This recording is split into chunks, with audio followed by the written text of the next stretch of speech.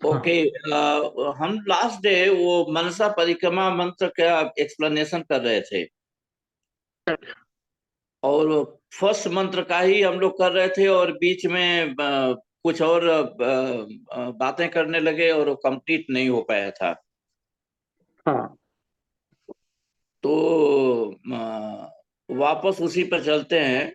First मंत्र, अच्छा आप रिसाइट कीजिए मंत्र एक बार, क्योंकि आप रिसाइट करते हैं क्या मंत्र बाद में, क्लास के बाद में?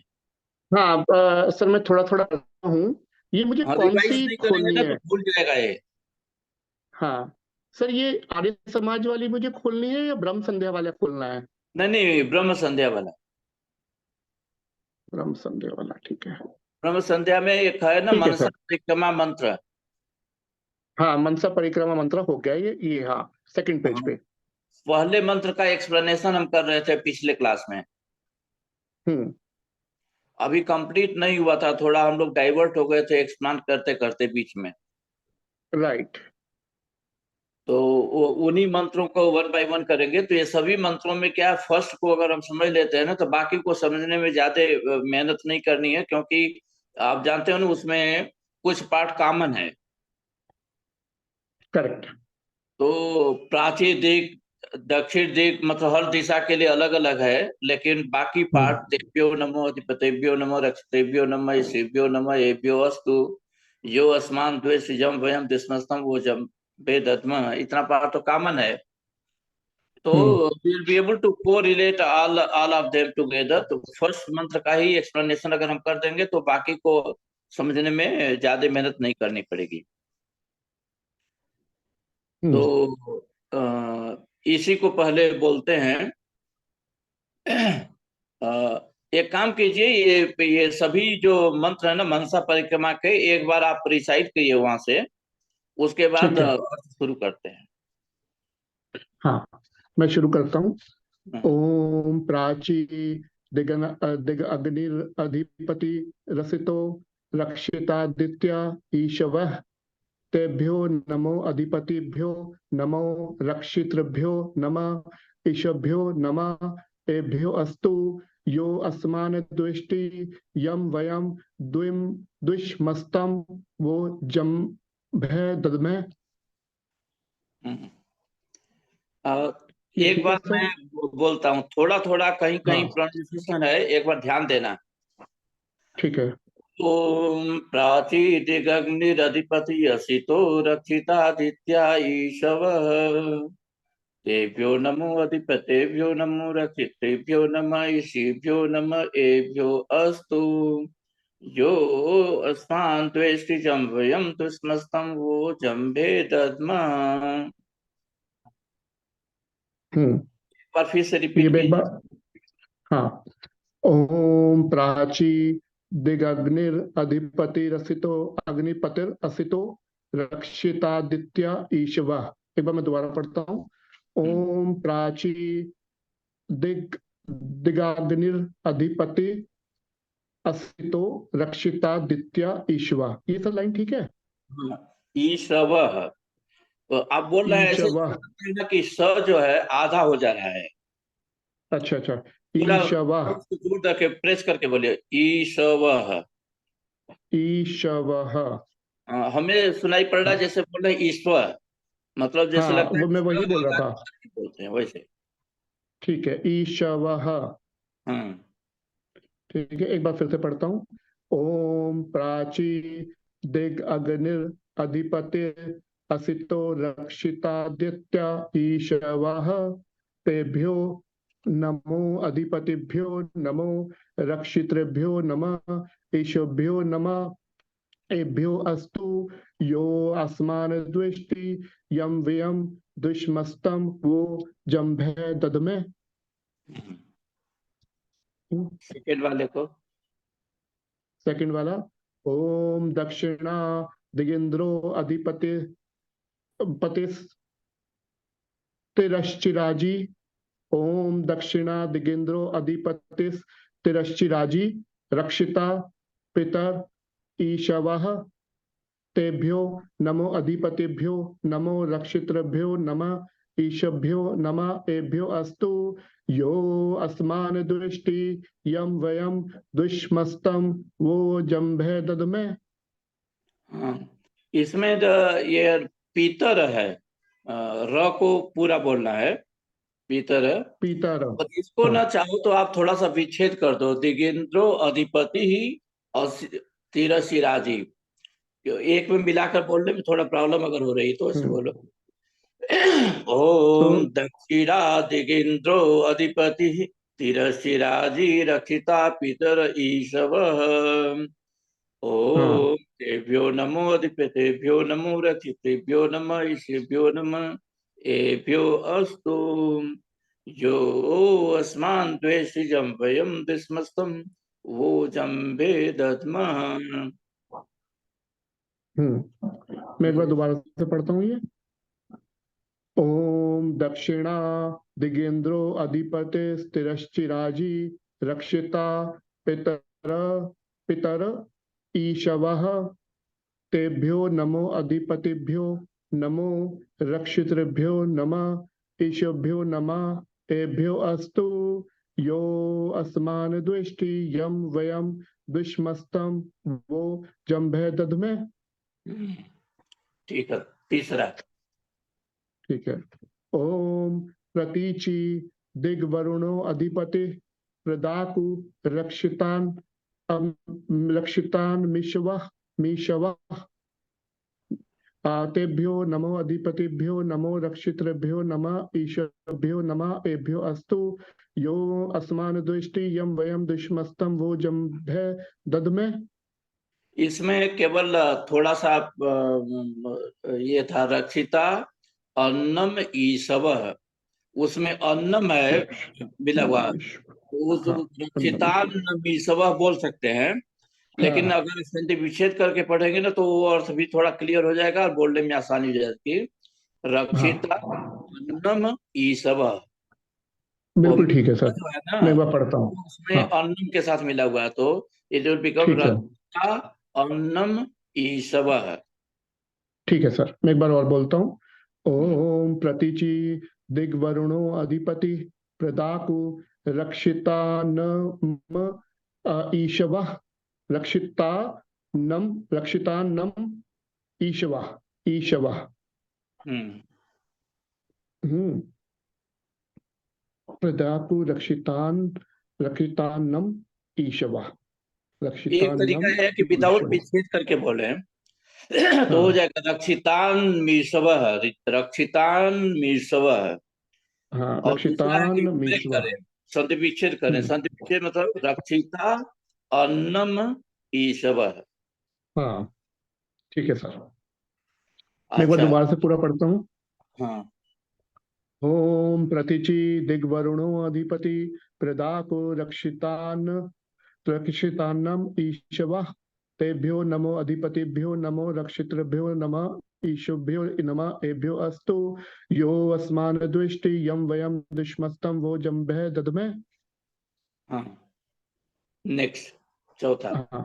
ओम उदीची दिक् सोमो अधिपति स्वजो रक्षिता रक्षिता शनिर ईशवः। ओम उदीची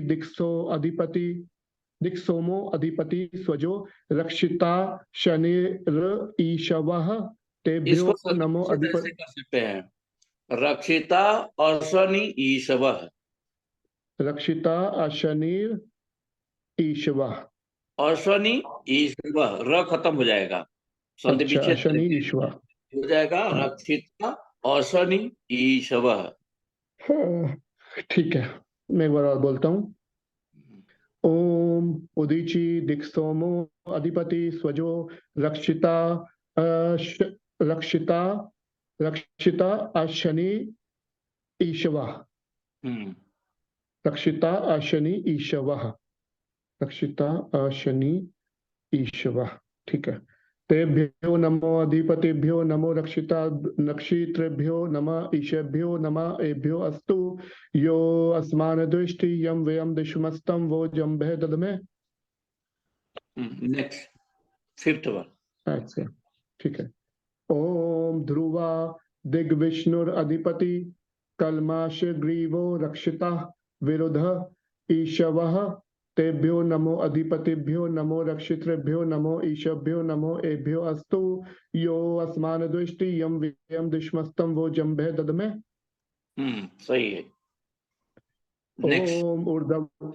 ओम ऊर्ध्वा दिग् बृहस्पतिर अधिपति शिवत्रो रक्षिता वर्षम ईशवः तेभ्यो नमो अधिपतिभ्यो नमो रक्षितृभ्यो नमः ईशभ्यो नमः एभ्यो अस्तु यो अस्मान दृष्टि यम व्यम दिश्मस्तम वो जम्भे दधमे।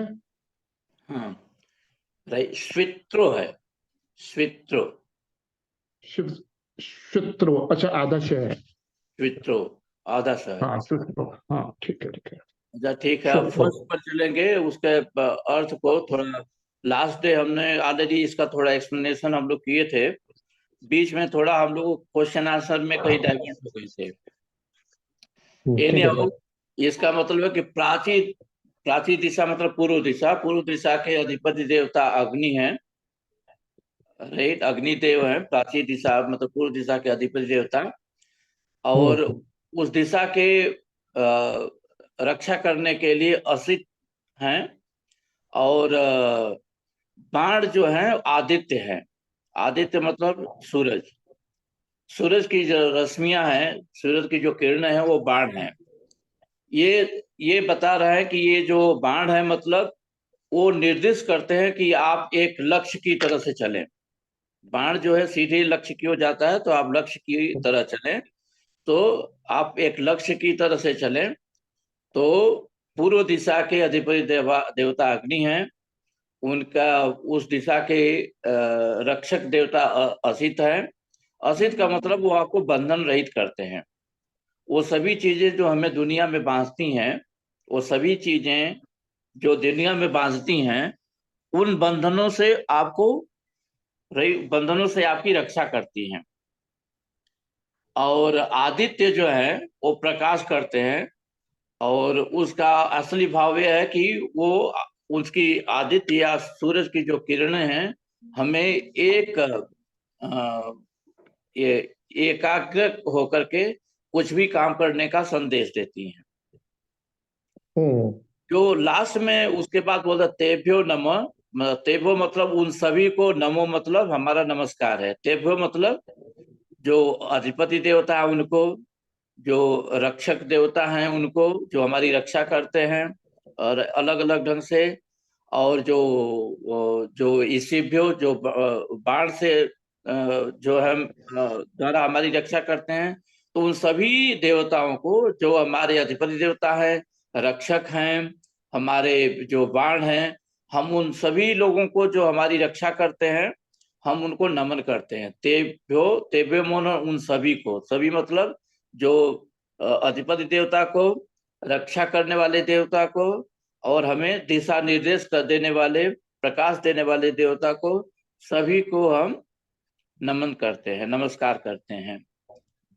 लास्ट में एक लाइन यह है, जो असमान द्वेष्टि, जो मतलब जो लोग, असमान मतलब हम लोगों से, द्वेष्ट मतलब हमसे द्वेष करते हैं, जो लोग हम लोगों से द्वेष करते हैं, राइट, अब जम वयम दुश्मनस्तम, उन जिन लोगों से हम द्वेष रखते हैं, मतलब जिनसे हम दुश्मनी रखते हैं, वो जम्भे दधमा, जो लोग हमसे दुश्मनी रखते हैं, या राइट जिनको हम दुश्मन समझते हैं, उन सभी को ये सभी देवता, जो रक्षा अधिपति देवता हैं, रक्षा वाले जो देवता हैं, और दिशा प्रकाश वाले देवता हैं, ये सभी जो हैं, राइट, इनको अपने, राइट, जंभे मतलब अपने जबड़े में, जंभे मतलब जबड़ा होता है, दधमम उसमें दग्ध करें मतलब भस्म करते हैं।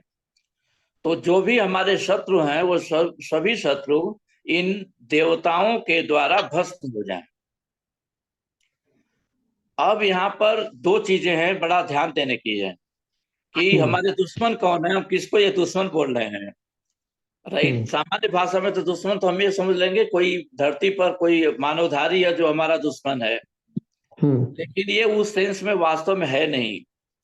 ये वास्तव में उस सेंस में है, वो चीजें जिनसे हमारा जो है ना पतन होता है, वो है काम, क्रोध, मद, लोभ, मोह, माया, जो भी चीजें हैं दुनिया की, ये सबसे बड़े हमारे दुश्मन हैं। दुश्मन जो दूसरा हमारे नेबर वाला दुश्मन नहीं है, हमारे सबसे बड़ा दुश्मन वही होते हैं जिनके जबड़े में फंस करके हम खुद जो है दुखी होते रहते हैं, फिर भी उन्हीं को अपनाते रहते हैं।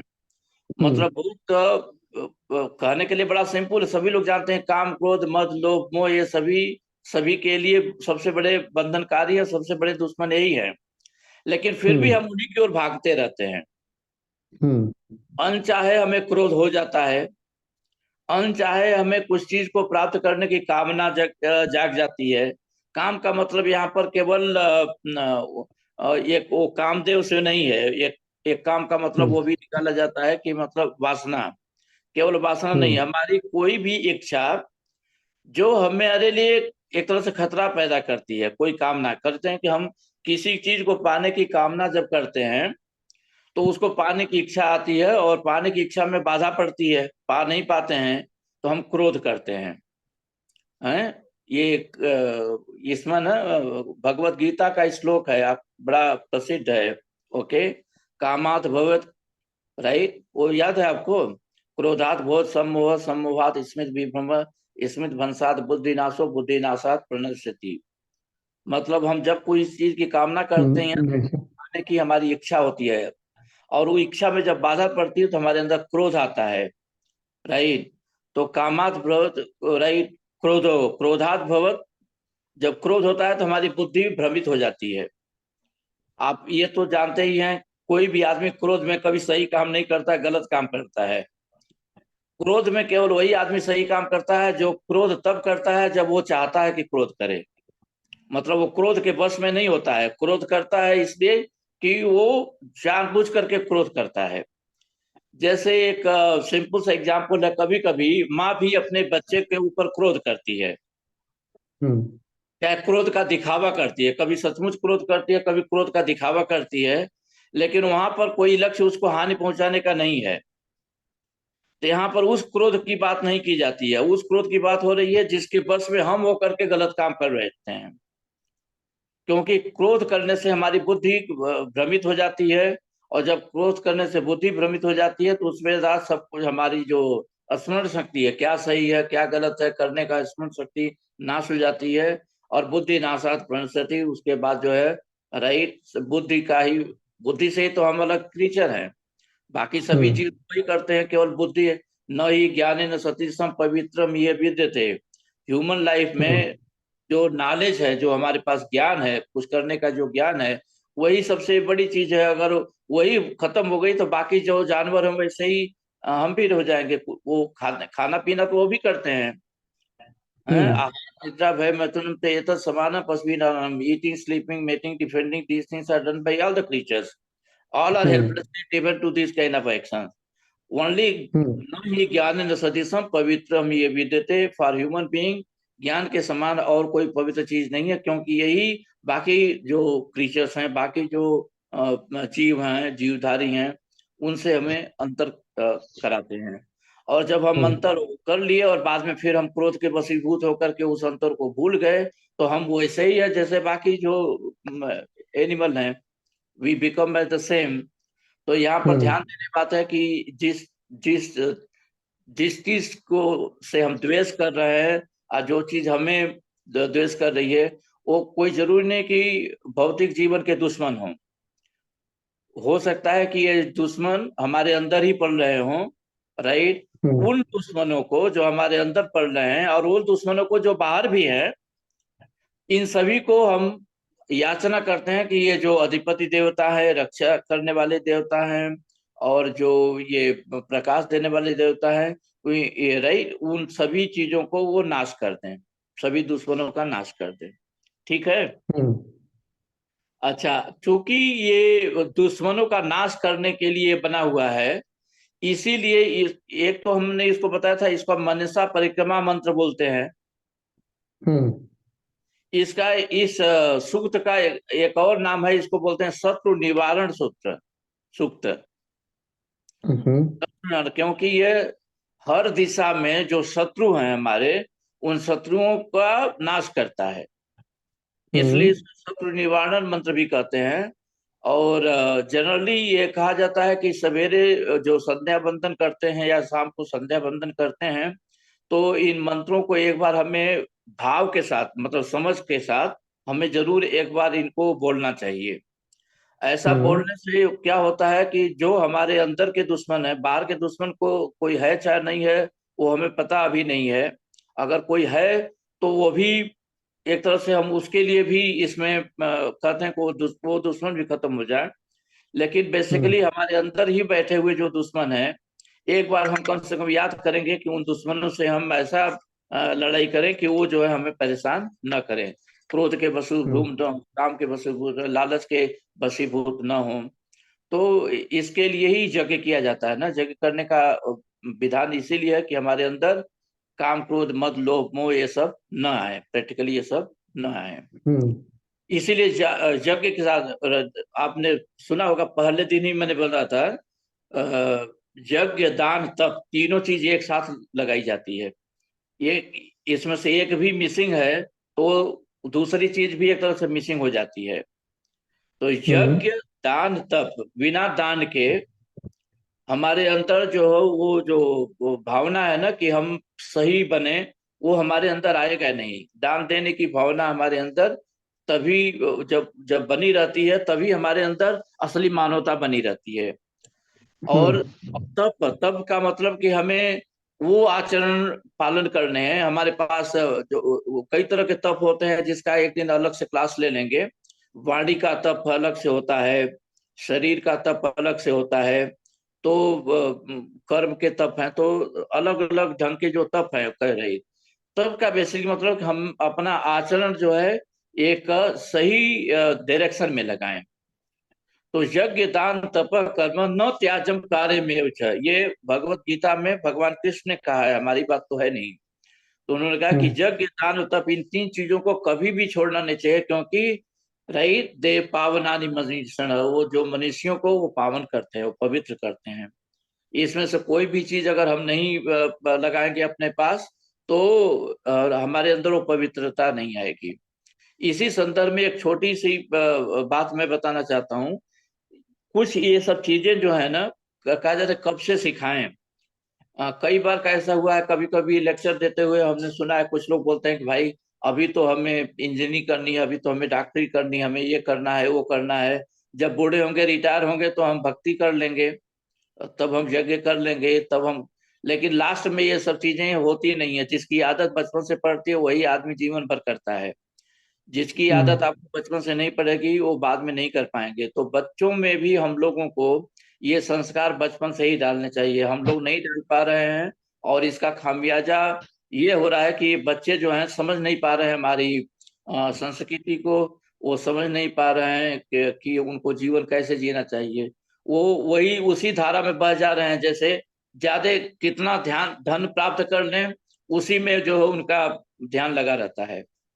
वो कहते हैं कि कोई आदमी था, तो वो आ, हमेशा से मतलब लेने की बात करता था। वो कभी जो है वो ना, मतलब ये ले लूं वो ले लूं। ये प्रैक्टिकली हम सभी लोगों की कहानी है, लेकिन ये कहानी के माध्यम से समझा रहे हैं। तो कहा जाता है कि एक बार क्या हुआ कि वो आदमी जो है ना, तो कहीं से गिर पड़ा, और गिर करके ऊपर, छत से गिर करके ऊपर का कुछ कुछ था, पकड़ करके खड़ा हो गया। दूसरा आदमी उसको बचाने गया, तो उसने बोला कि तुम एक काम करो कि अपना राइट हाथ मुझे दो, मैं पकड़ के खींच लूंगा, ठीक है ना। और आदमी वो दे नहीं रहा है, क्योंकि देने का उसके अंदर भावना नहीं थी। तो इसने बोला कि तुम मेरा हाथ पकड़ो, मेरा हाथ ले लो। तो इसने उसने जो झट से वो छोड़ करके इसका हाथ पकड़ लिया, फिर खींच के बचा लिया। हो सकता है ये केवल एक काल्पनिक कहानी है, लेकिन ये मैसेज नहीं देती है। जिसको जीवन भर आदत पड़ी है केवल लेने की, उसको एक बार जब कभी देना पड़ेगा ना, तो वो जो है बड़ा दुखी हो जाएगा, दे नहीं पाएगा। ऐसे लोग हमारे आसपास, बहुत लोग हमारे घरों में, हमारे आसपास लोग पाए जाते हैं, कुछ देना नहीं चाहते हैं। वो मर जाएंगे, अपने ऊपर भी खर्च नहीं करेंगे, दूसरे को छोड़ो, अपने ऊपर भी खर्च नहीं करते हैं। तो ये कहा जाता है कि धन की तीन गति होती है। एक गति ये होती है कि उससे आप बहुत अच्छे से कार्य कर लो। दूसरा है कि खुद उसका भोग कर लो। तो उससे अच्छे अच्छे काम अगर नहीं करोगे, मतलब दान, दान नहीं किया, भोग नहीं किया, खुद उसको यूज नहीं किया, तो उसकी तीसरी गति होती है वो बर्बाद हो जाता है। और मरने के बाद कोई ना कोई तो ले लेगा उस धन को, वो धन की तीसरी गति होती है वो बर्बाद हो जाता है। तो कुछ उसका भोग करो, और जो कुछ बच जाए कुछ दान भी करो। और ये चीजें संस्कार में, ये यज्ञ दान तप की चीजें संस्कार में हमें बच्चों को बचपन से ही देनी है। उनको अगर कहीं आप जाते हो जरूरत पड़ रही है तो ज्यादा नहीं, 1 रुपए ही बोलो कि ये दान करो, उनके हाथ से दान कराओ। उनके अंदर ये भावना पड़ी है कि जब हम दान कर रहे हैं तो किसको कर रहे हैं, उसके अंदर एक दया दया की भावना आती है कि हाँ इस आदमी को आवश्यकता है, हमें देना चाहिए, और हमारे पास है तो हमारा कर्तव्य है कि जिसके पास नहीं है हम उसको दें। तो ये यज्ञ दान तप, ये जो 3 चीजें हैं ना, हमें जीवन में बचपन से ही सिखाना चाहिए, अपने बच्चों में कल्टीवेट करना चाहिए। कोई जरूरी नहीं कि बड़े पैमाने पर किया जाए, लेकिन कम से कम थोड़ा तो कर सकते हैं, थोड़ा संध्या बंदन कर सकते हैं। पूरा यज्ञ नहीं कर सकते हैं तो कम से कम संध्या बंदन ही कर सकते हैं। छोटे छोटे मंत्र हैं, उन्होंने बताया है, ये सभी चीजें आधे घंटे 1 घंटे के अंदर कंप्लीट हो जाती हैं। तो थोड़ा सा संध्या बंदन कर लो, थोड़ा सा जो है, अगर चाहे, अगर टाइम नहीं मिलता है तो एक दिन संध्या बंदन वाले मंत्र कर लो, एक दिन जो है हवन वाले मंत्र कर लो, अल्टरनेट डेज ऐसे भी आप कर सकते हैं। राइट। उसके साथ साथ थोड़ा सा चलो कि वो वंदना के नाम पर या यज्ञ के नाम पर थोड़ा सा 1 रुपए का ही दान निकाल करके कहीं गुल्लक में रख लो, किसी जरूरतमंद आदमी को किसी जरूरत की जगह पर जहां पर उसकी बहुत अच्छी आवश्यकता हो, और राइट वहां पर कभी हफ्ते में 1 दिन, महीने में 1 दिन, जो भी बचा है दे देना कहीं न कहीं। तो ये आदत पड़ी रहती है। वैसे ही वाणी का तप सबसे बड़ा तप होता है। तो जब भी बोलें तो हम पहले से विचार कर लें कि हम अच्छी बातें बोलेंगे, लोगों को अच्छा चीज समझाएंगे, और लोगों से अच्छी चीजें हम खुद भी लेंगे। तो ये वाणी का तप है। तो ये यज्ञ दान तप, कम से कम और तप नहीं तो वाणी का तप तो कर ही सकते हैं ना। ये कभी हमें छोड़ना नहीं चाहिए, हमेशा करना चाहिए। और इसको करने के लिए एक और चीज जरूरत है, कम से कम शुरुआत में किसी न किसी से इनकी बातें सुनना है। जैसे क्या है कि ये हमने आपको बता दिया, आपको समझ में तो आ गया, लेकिन मान लो कि अगले 1 महीने तक फिर हम कनेक्ट नहीं करते हैं, तो ये सारे मंत्र भी आप भूल जाओगे, और जो भी बताया सब कुछ जो है वो it will not come in practice, this needs से प्रैक्टिस। तो ये प्रैक्टिस करने का 2 ही तरीका है, चाहे तो आप किसी की बात ऐसे जैसे हम सुना रहे हैं ऐसे सुनते रहो डेली, आधे घंटे 1 घंटे कुछ भी सुनो, तो वो रिवाइज होता रहेगा।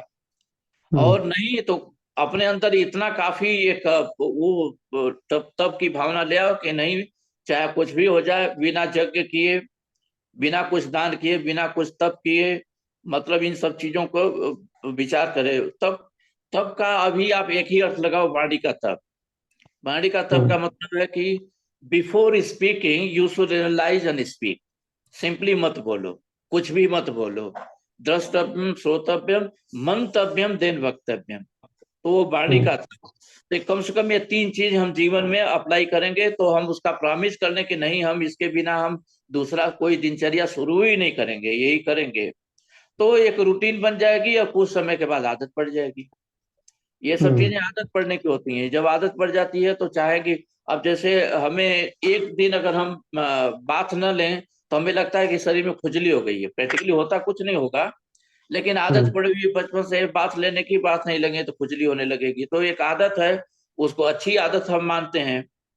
राइट। जो आदत आपके लिए, हेल्थ के लिए सही है, दिमाग के लिए सही है, हमारे फैमिली के लिए सही है, लोगों के लिए सही है, तो ऐसी आदत के बस में रहना कोई गलत बात तो है नहीं, वो करना चाहिए। और वो आदतें जो हमारी विवशता, हमें विवश बना देती हैं, चाहे वो चाय पीने की क्यों ना हो, और बिना चाय पिए हमारा जो है दिमाग खोलने लगता है, दर्द करने लगता है, उसमें टप टप होने लगता है कुछ भी, तो वो भी आदत जो है फिर वो गलत आदत ही है। और रही उसके लिए भी ये जम्बे दत्म बोल रहा है, जम्बे दत्म किसी गलत आदत के लिए भी बोल रहा है। ठीक है ना। तो अभी जो हमने बताया है पहले मंत्र का ये अर्थ, उस दिन कुछ बताया था, आज थोड़ा सा मैंने एक्सप्लोर किया है। इससे 2 चीजें क्लियर हो गई। एक तो ये कि ये हम पूर्व दिशा की हमने भ्रमण कर लिया। पूर्व दिशा में भ्रमण करने मतलब उसके जो हमारे अधिपति देवता है, उसके जो रक्षक देवता है, वो जो हमारे जीवन में प्रकाश लाने वाले हैं, हम सभी को धन्यवाद करते हैं। ये धन्यवाद देने की प्रक्रिया है। हम क्या करते हैं कि अपने जीवन में कोई हमें एक छोटी सी चीज भी दे देता तो हम धन्यवाद बोलते हैं, लेकिन प्रकृति से हम सब कुछ लेते रहते हैं, लेकिन प्रकृति को एक बार भी धन्यवाद नहीं देते हैं। तो ये एक तरह से ये प्राची दिशा को धन्यवाद देने की, नमस्कार करने की प्रक्रिया है। इसी लिखा तेभ्यो नमः, हम उनको नमस्कार करते हैं। उसके साथ साथ हर दिशा में हमारे अंदर कोई न कोई हमारे लिए कोई न कोई दुश्मन है। दुश्मन बाहरी भी हो सकते हैं, हमारे भीतर बैठे हुए मन में के दुश्मन हो सकते हैं। तो उन दुश्मनों को हम खत्म करने की भी एक तरह से प्रतिज्ञा भी कर रहे हैं, और यही काम हम सभी दिशाओं में करेंगे। राइट, सभी दिशाओं में करेंगे। एक चीज हमने देखा हुआ है कि कहीं लोग जाते हैं, जैसे मंदिर में जाते हैं, तो चाहे कोई कथा वथा होती है, सत्यनारायण स्वामी कथा होती है, तो पंडित जी बोलते हैं सभी लोग परिक्रमा करो। अपने जगह पर कुछ लोग घूम लेते हैं, और कुछ लोग मंदिर मंदिर के चारों ओर घूम लेते हैं। लेकिन ये सब घूमने का कोई मतलब नहीं है, क्योंकि वो केवल एक फिजिकल एक्सरसाइज हो गई। जब हम यही परिक्रमा है, ये हमारे मन की धारणा में है। हम मुंह से भले न बोल रहे हो, लेकिन मन में बोल रहे हैं, और इसका भाव हम आत्मसात कर रहे हैं। केवल बोल नहीं रहे हो मैकेनिकली, तोता की तरह से हम इसके भाव को आत्मसात करें, तभी परिक्रमा होती है। तो इसीलिए इसको बोल रहे हैं मनसा परिक्रमा। और परिक्रमा के साथ साथ हम चारों दिशाओं में जो हमारे दुश्मन हैं, हम उन दुश्मनों को दग्ध भी कर रहे हैं। ठीक है ना? तो बाकी के अर्थ बताने में अब बहुत ज्यादा हमें मेहनत नहीं करनी है, क्योंकि उसका भाव तो वही है, केवल अधिपति देवता बदल रहे हैं। तो दक्षिणा दिगेंद्रो अधिपति का मतलब है कि जो दक्षिण दिशा के अधिपति देवता वो इंद्र हैं। दक्षिण दिशा के अधिपति देवता जो है इंद्र हैं। और तिरशिराजी रक्षिता, तिरशिराजी रक्षिता मतलब हमारे दक्षिण दिशा के रक्षक देवता तिरशिराजी हैं। तिरशिराजी उस देवता का नाम है जो कहता है कि हम हर काम मर्यादा में रहकर करें। हर कार्य का एक मर्यादा होती है। एक चीज ध्यान में रखना है, जो देवता है यहाँ बता रहे, देवता का मतलब कोई फिजिकल प्राणी नहीं है। देवता का मतलब यहाँ हमारी भावना से ही है। तो तिरस्राजी का मतलब होता है कि जो मर्यादा में रहने के लिए हमें प्रेरक बने, उसको तिरस्राजी देवता कहते हैं। मर्यादा में अपने को रह करके कुछ भी काम करने की जो भावना है, वो हमारे अंदर खुद विकसित होती है प्रैक्टिकली। वो मर्यादा हमारे जीवन की हो सकती है, वो मर्यादा हमारे परिवार की हो सकती है, मर्यादा जो है हमारे समाज के लिए भी हो सकती है। लेकिन इसी के लिए हम कहते हैं कि पूरा भगवान राम का अवतार ही मर्यादा पुरुषोत्तम अवतार था, है कि नहीं? उनको भगवान भगवान तो बाद में लोगों ने कहा ना, जब वो जन्मे थे तो उस समय तो लोग यही कहते थे कि वो राम है। और जब उन्होंने कुछ मर्यादा दिखाई तो उनको मर्यादा पुरुषोत्तम बोलने लगे। बाद में भगवान की टाइटल दे दिया गया। लेकिन कैसे मर्यादा की रक्षा की उन्होंने, एक उसमें से बहुत कुछ है, उनके पूरा जीवन उसी से भरा पड़ा है, पूरी रामायण ही भरी पड़ी है। लेकिन एक एग्जाम्पल बड़ा सिंपल है, वहां पर कहते हैं जैसे जब जब उनको वनवास हो गया, माता कैकेयी ने वनवास मांग लिया, उन्होंने जो है तो मतलब 1 मिनट सोचे नहीं। जैसे उनको पता चला कि माता जी की इच्छा है कि मैं वन में जाऊं, तो उन्होंने तुरंत ही राइट अपने पिताजी से बोला कि आपको चिंता करने की जरूरत नहीं है, ये तो बहुत अच्छी बात है। उसमें वो अच्छी चीजें ढूंढने लगे। वन में जाएंगे तो साधु सन्यासियों से, विद्वानों से हमारा मुलाकात होगा। वहां में रहने वाले जो बहुत से लोग वनचर जीव लोग हैं, उनसे मुलाकात होगी। जंगल है, जंगल का सुंदरता, मतलब वहां पर वो अच्छाई खोजने लगे। एक ही मिनट में जंगल में उन्होंने, जंगल की विभीषिका उनके दिमाग में नहीं आई, अच्छाई की भावना देखने लगे। लक्ष्मण ने कहा कि अगर आप आदेश दें तो मैं अकेला ही पूरी महाराज दशरथ की सेना का सामना कर सकता हूं, उनका विध्वंस करके, और आपको जो है पद पर प्रतिष्ठित कर सकता हूं। लक्ष्मण क्रोध में आ गए थे। तो उन्होंने कहा कि किस पर, अरे वही नहीं है, सारी जनता राम के साथ थी। सारी अयोध्या की जनता राम के साथ थी, राम के गुणों से प्रभावित थी। तो राम अगर चाहते तो, और यहाँ तक कि दशरथ ने कहा कि तुम हमें बंदी बना करके और तुम राज्य हड़प लो, ताकि हमारा हम्म वचन भी नहीं जाएगा और राज्य भी जो है वो तुम करोगे। हम्म लेकिन उन्होंने ये सब कुछ न करके बन जाने की बात सोची। क्यों? अगर ध्यान से देखा जाए तो आज हम गवर्नमेंट बनाते हैं दुनिया भर में, डेमोक्रेटिक गवर्नमेंट, राजशाही के अगेंस्ट में एक बहुत बड़ा जो है पहले ये उठा, एक तरह से विद्रोह हुआ। तो राजशाही को हम खत्म कर, पहले राजशाही बहुत अच्छी चीज मानी जाती थी। राजशाही के अगेंस्ट में जब विद्रोह हुआ तो डेमोक्रेटिक गवर्नमेंट बनती है। तो यहाँ पर डेमोक्रेटिक है, बहुमत से बनता है सब कुछ। तो बहुमत तो था उनके पास ना, राज्य के हम्म लोगों का भी बहुमत था, सभी लोगों का बहुमत था, यहाँ तक कि उसके पिता का भी उसमें मन था। लेकिन बहुमत हम्म सब कुछ सही नहीं होता है। उन्होंने ये बताया कि नीतिगत चीजें सही होती हैं, बहुमत के ऊपर नहीं। आज जो डेमोक्रेसी बनती है वो बहुमत से बनती है, जिसमें अनीति ही अनीति भरी हुई है, क्योंकि बहुमत के बाद नीति नहीं रह जाती है। तो सर मुझे यहाँ पे क्वेश्चन है सर। हाँ। जो आप कह रहे हैं मैं उससे सहमत हूँ, एग्री करता हूँ कि इसीलिए वो मर्यादा पुरुषोत्तम राम बने, सिर्फ राम से, क्योंकि उन्होंने वो चीज की जो बाकी लोग नहीं कर पाए या सोच नहीं पाए। लेकिन उसको अगर एक रियल कॉन्टेक्स्ट में देखें तो लेट्स से फॉर एग्जांपल, मैं एक एग्जांपल दे रहा हूँ। लेट्स से मेरी मदर मुझे कुछ कहती है कि बेटा तुम ये कर लो, हम्म। और मुझे पता है कि वो सही नहीं है, क्योंकि हम्म। उनके पास लिमिटेड नॉलेज है, उनकी कोई विवशता है जैसे दशरथ महाराज की थी। और मैं ये कहता हूँ कि नहीं, अगर मैं ये जो आप कह रही हैं ये सही नहीं है, मैं इसको नहीं मानूंगा, मैं वो करूंगा जो मेरे मन में है। तो क्या मैं अनीति से काम कर रहा हूँ, या फिर मैं पाप कर रहा हूँ? नहीं, ये तो हर घर की समस्या भी है। लेकिन यहाँ पर मैं बताऊं आपको, जैसे कहते हैं कि हमारे घर के जो बड़े लोग हैं वो भी तो गलत करते हैं। और हाँ। कोई जरूरी नहीं है कि घर के है, हमारी माँ है चाहे हमारे पिताजी हैं, तो कोई जरूरी नहीं कि वो गलत ना कर रहे हैं, वो भी गलत कर रहे होंगे। अगर वो हम्म जानते हैं कि जो वो कर रहे हैं वो गलत है, तो उस गलत को उनको समझाना भी हमारा कर्तव्य होता है, वो भी करना चाहिए।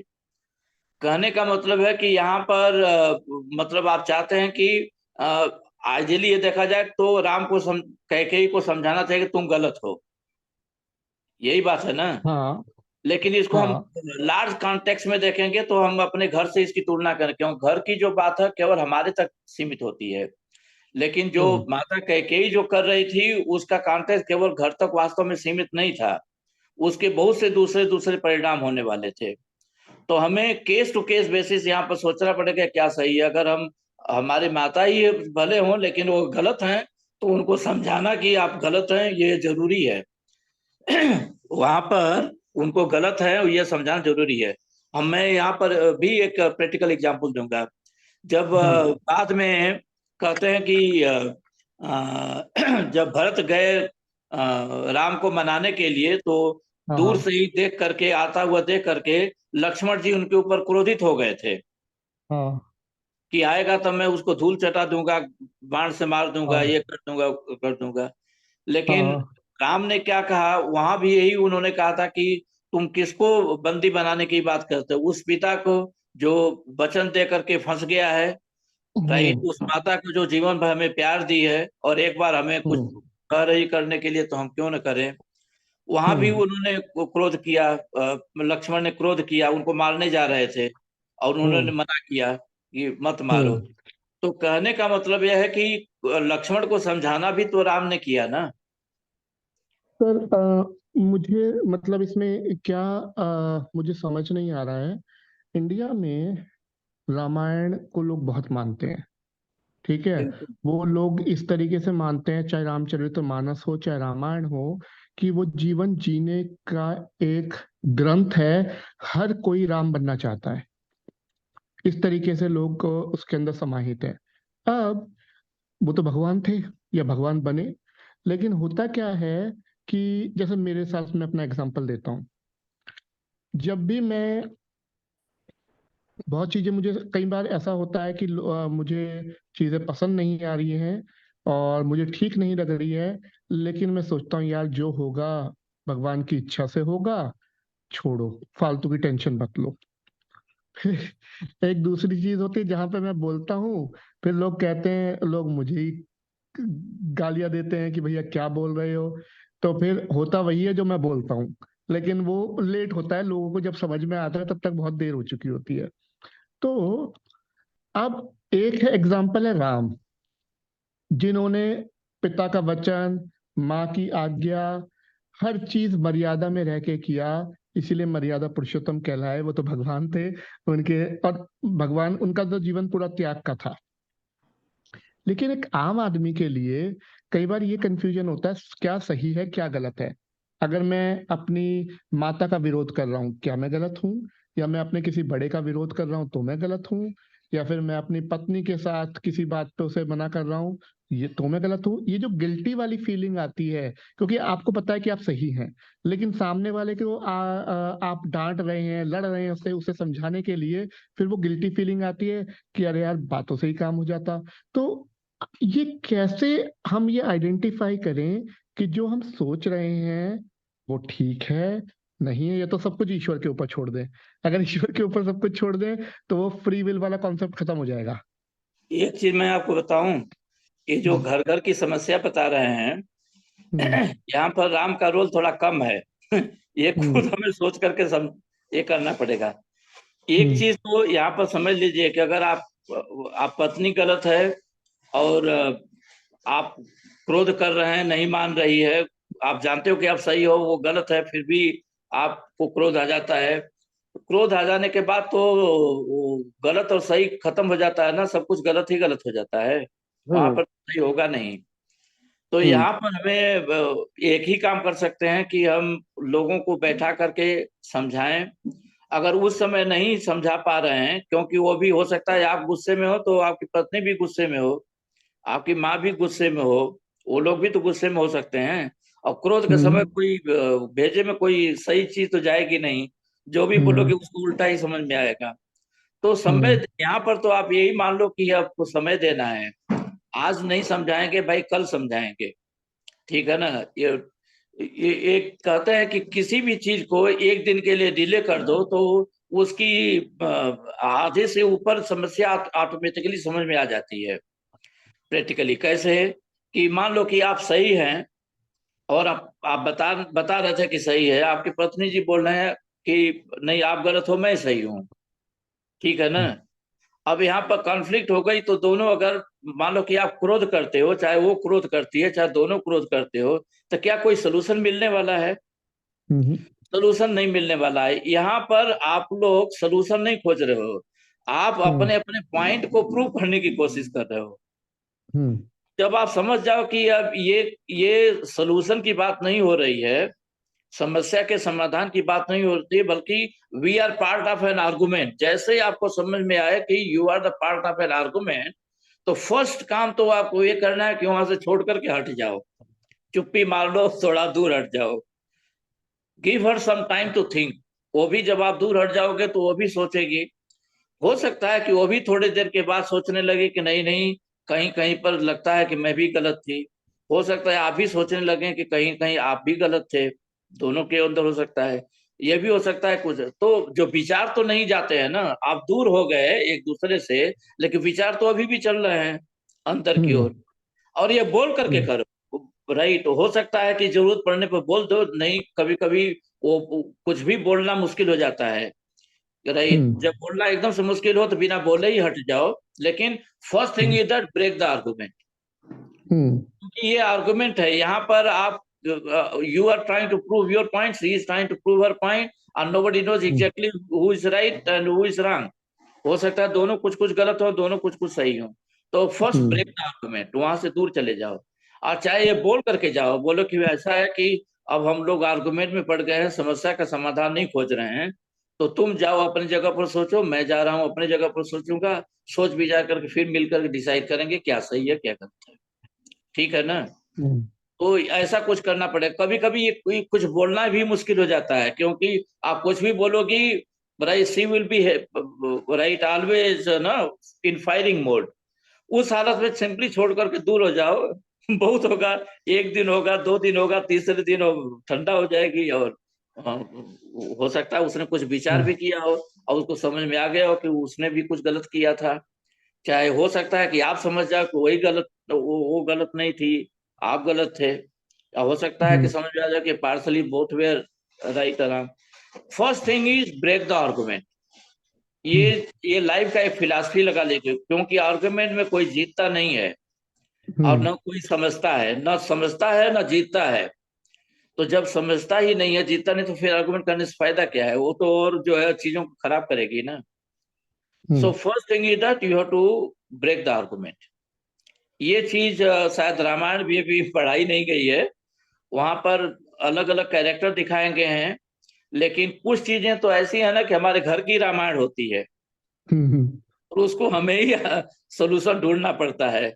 वो रामायण की किसी कथा से भी शायद मैच नहीं करती है। सर दूसरी तो चीज है, एक और बात हमने कहा कि जब कुछ ऐसी बातें हम करते हैं तो वो बोलते हैं कि अरे वो तो भगवान थे तो वो कर गए, हम थोड़े भगवान हैं, हम तो एक ऑर्डिनरी ह्यूमन बीइंग है।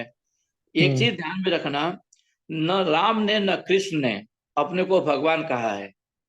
कृष्ण ने भी अपने को भगवान नहीं कहा। गीता के उपदेश में केवल कहा जाता है कि उनकी बात केवल अर्जुन सुन रहे थे और अर्जुन को उन्होंने बता दिया कि वो कौन है। लेकिन उसके अलावा उन्होंने सामान्य जीवन में केवल वो कर्म करके दिखाया जो लोगों को करना चाहिए। उन्होंने कभी कोई गलत काम नहीं किया। आजकल उनके बारे में बहुत कुछ गलत सलत चीजें लिख दी गई हैं, पुराणों में भी लिख दी गई हैं और लोग बोलते भी रहते हैं। उसका बहाना लेके गलत काम कुछ लोग करते भी रहते हैं। लेकिन रियलिटी है कि न कृष्ण ने कभी कोई गलत काम किया, न कोई गलत रास्ता दिखाया। उन्होंने कभी वो चीज नहीं दिखाया जो हमें नहीं करना चाहिए। सामान्य मनुष्य बनकर के वो जिंदा थे। राम भी सामान्य मनुष्य बनकर के जिंदा थे। इसलिए उन्होंने अपने मृत्यु को कोई भगवत धाम जाने का तरीका नहीं अपनाया था। कैसे कहते हैं कि कृष्ण को बहेलिये ने मार दिया और मर गए। जब धरती को छोड़ना हुआ तो ऐसे गए। वो बताना चाहते थे कि हम सामान्य मनुष्य ही हैं। यही लोगों को बताना चाहते थे, कभी भगवान बन करके वो अपने को दिखाना। इसलिए वो चाहते तो कहे कि हम सदैव शरीर को दग्ध करके और अपने विष्णु लोग चले जाएंगे, लेकिन उन्होंने वो चीज दिखाया ही नहीं है। तो हम कहते हैं कि वो भगवान थे। भगवान राम ने भी ये काम नहीं किया है। भगवान राम ने भी एक जगह नहीं कहा कि हम भगवान हैं। उन्होंने केवल वही दिखाया है जो लोगों को फॉलो करना चाहिए। उन्होंने इसीलिए उनको मर्यादा पुरुषोत्तम कहते हैं। वास्तव में भगवान नहीं कहते हैं, भगवान तो हमने बना दिया है। आप वाल्मीकि रामायण देखो, उसमें कहीं उनको भगवत भागवत करके नहीं दिखाया गया है। उनको वाल्मीकि रामायण में हम मानते हैं कि बाबा तुलसीदास ने उनको टोटल भक्तिमय बना दिया, सब कुछ अपने अपने ढंग से बना दिया। लेकिन ये बाबा तुलसीदास की थी, क्योंकि वो भक्त थे। तो भक्त आदमी अपने भगवान में हर चीजें किसी भी रूप में देख लेता है, किसी लेवल पर चला जाता है। लेकिन वाल्मीकि रामायण में उन्होंने वो लिखा जो राम का जो देखते थे किया है। वो कहते हैं कि राम राम के समकालीन थे और उन्होंने जो देखा वही चीजें उन्होंने लिखा था। तो उसमें उस ढंग की भक्ति की प्रधानता नहीं है। इसीलिए कई चीजें आप ध्यान से देखोगे तो जो राम ने कुछ किया है उसको रामचरितमानस में बहुत ही दूसरे ढंग से दिखा दिया गया है। एक सिंपल सा एग्जांपल मैं अभी आपको बताता हूँ। वाल्मीकि रामायण पढ़ेंगे, वो है अहिल्या का तारण करना। अहिल्या कहते हैं कि वो गौतम ऋषि के श्राप से पत्थर बन गई थी। रामायण में ये बात नहीं लिखी गई है, वाल्मीकि रामायण में नहीं लिखा गया। वाल्मीकि रामायण में क्या लिखा गया है कि वहां पर वो अहिल्या ने कुछ गलती की थी, जिसके नाते उसके जो पति हैं उसका तिरस्कार करके चले गए थे। आश्रम में तिरस्कार करके छोड़ करके चले गए थे। और तिरस्कार करते हुए जब उन्होंने बात बोल दी थी तो पूरे आश्रम को लोगों ने तिरस्कार कर दिया। तो अहिल्या जो है वो अलक्षित हो गई दुनिया के लिए। दुनिया के लिए एक तरह से जैसे कहते हैं ना कि एक अमर्यादित आदमी, एकदम से जैसे सबसे धिक्कारा हुआ व्यक्ति है, समाज का छुटा हुआ व्यक्ति है, वैसे वो अलक्षित थी और उसमें रखती थी। इसका ये नहीं मतलब है कि वो जीवित नहीं थी और पत्थर बन गई थी। ये कहते हैं ना कि उसको उसका इंतजार करते करते मेरी आंखें पत्थरा गई हैं। इसका ये थोड़ी मतलब कि हमारी आंख सचमुच पत्थर की हो गई है, लेकिन बाबा हम्म तुलसीदास ने उसको पत्थर का ही बना दिया, सचमुच का। लेकिन वहां पर हम्म पत्थर का मतलब केवल ये बताया गया है कि वो अब इंतजार कर रही है कि कौन हमारा उद्धार करेगा। सबसे तिरस्कृत है, सभी लोगों ने बन के सभी लोगों ने उसको छोड़ दिया, तिरस्कृत होकर के अकेले वो जंगल में रहती थी, उतने बड़े जंगल में, और अलक्षित थी कि कोई उसके बारे में पूछता ही नहीं था कई सालों से। आप समझ रहे हैं हम्म ना। तो वाल्मीकि रामायण में क्या है कि जब राम और लक्ष्मण गए तो इन्होंने अपनी मर्यादा वहां भी दिखाई। उन्होंने क्या किया हम्म कि वो तो तिरस्कृत थी, उसको कुल्टा बोल, आज के जमाने में कुल्टा बोलते हैं, मतलब बुरी औरत के का टैग लग गया था ना। हम्म अधम औरत का, अधम है, उल्टा है, बुरी औरत का हम्म टैग लगा हुआ है। लेकिन हम्म, वाल्मीकि रामायण में लिखा है कि दोनों भाई जाकर के उसका चरण स्पर्श किए। अच्छा। दोनों भाई वाल्मीकि रामायण पढ़ेंगे, उसमें लेकर दोनों भाई, वो ये नहीं कि पैर से छुए और पत्थर सुंदर बन गई, सुंदर नारी बन गई, हम्म वो बाबा तुलसीदास ने वो पैदा किया है। हम्म वहां पर लिखा है कि दोनों भाई जाकर के उसको जो है उसका चरण स्पर्श किए। तो हुआ क्या कि जितने लोग, अब इतना तो है कि आसपास के सभी लोग जानते थे कि ये राजकुमार हैं, हम्म और राजकुमार किसी परित्यक्त नारी की जाकर के चरण स्पर्श कर रहे हैं, तो ये हम्म एग्जाम्पल बन जाता है वहां के आसपास में रहने वाले जितने वनवासी थे और जितने हम्म लोग थे कि मतलब वो उसको हमें ऐसे परित्यक्त नहीं करना चाहिए, उसके साथ ऐसा बुरा व्यवहार नहीं करना चाहिए, उसने भले ही कुछ गलत किया हो, फिर भी जो है एक औरत है, उसके साथ हमें सही ढंग से व्यवहार करना चाहिए। तो उन्होंने हम्म उसका चरण स्पर्श किया और माता बोल करके बोला। हम्म वाल्मीकि रामायण पढ़िए, ये लिखा हुआ है। तो जब हम्म लोगों ने देखा कि ये तो खुद ही जो राजा के मतलब राजकुमार हैं, वो आकर के उसका चरण स्पर्श कर रहे हैं, जिसको आजकल हम लोग, आज तक हम लोग मतलब क्या क्या बोलते थे, गलत हम्म गलत उसके बारे में क्या क्या बोलते थे, वो खुद आकर के उसके चरण स्पर्श कर रहे हैं। तो उसको जो परित्यक्त थी ना, अलक्षित हो गई थी दुनिया के नजरों से, अब फिर वो हम्म एक तरह से दुनिया के फोल्ड में आ गई। ये बात अलग है कि वो इनका इंतजार करते करते बहुत बूढ़ी हो गई थी, और उनके आने के बाद वो कुछ ही समय के बाद वो उसका देहावसान हो जाता है, राइट। हम्म वो फिर बचती नहीं है। शायद वो जाते गौतम ऋषि से मिल भी जाती, गौतम ऋषि उसको स्वीकार कर लेते हैं, लेकिन कुछ ही समय के बाद वो उसका मृत्यु हो जाता है, ऐसे दिखाया गया है।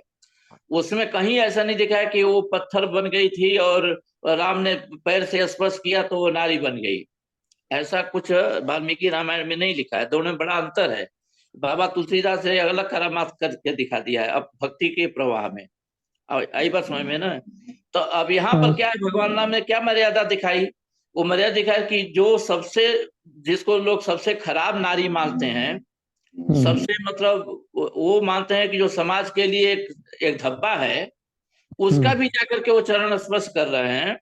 तो समाज में क्या मैसेज जा रहा है, यही मैसेज जा रहा है कि राइट, हमें किसी को इतना परित्याग नहीं करना चाहिए, उसके साथ इतना बुरा व्यवहार नहीं करना चाहिए। आई बात समझ में हम्म ना।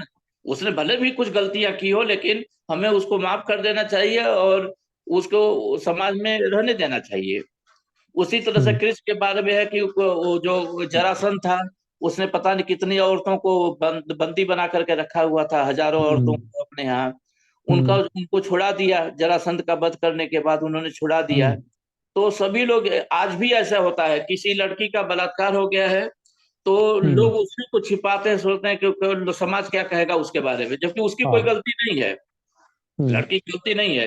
लेकिन आज भी ये हम्म होता है, तो आप समझ लो कि उस जमाने में तो जरूर होता होगा। तो हाँ, कृष्ण ने उनसे करने का मतलब नहीं कि शादी किया और उनके साथ रहे, लेकिन उन्होंने हम्म समाज में यह संदेश जरूर दिया कि वो सभी खराब नहीं है, उनका कोई दोष नहीं है, वो समाज में हम्म स्वीकार करने योग्य हैं। शादी करने का हम्म मतलब ये नहीं था कि वो राइट, वो जो है उनके साथ रह रहे थे और पत्नी की तरह, उनको हम्म उनको एक मर्यादा का अधिकार दिया। हम्म उनको पता है कि तुम्हारी कोई गलती नहीं है, तुम लोगों ने दूसरे के अत्याचार में पड़ करके मतलब ये गति पाई थी, और तुम्हें जीवन जीने का एक सभ्य जीवन जीने का तुम्हारा पूरा अधिकार है।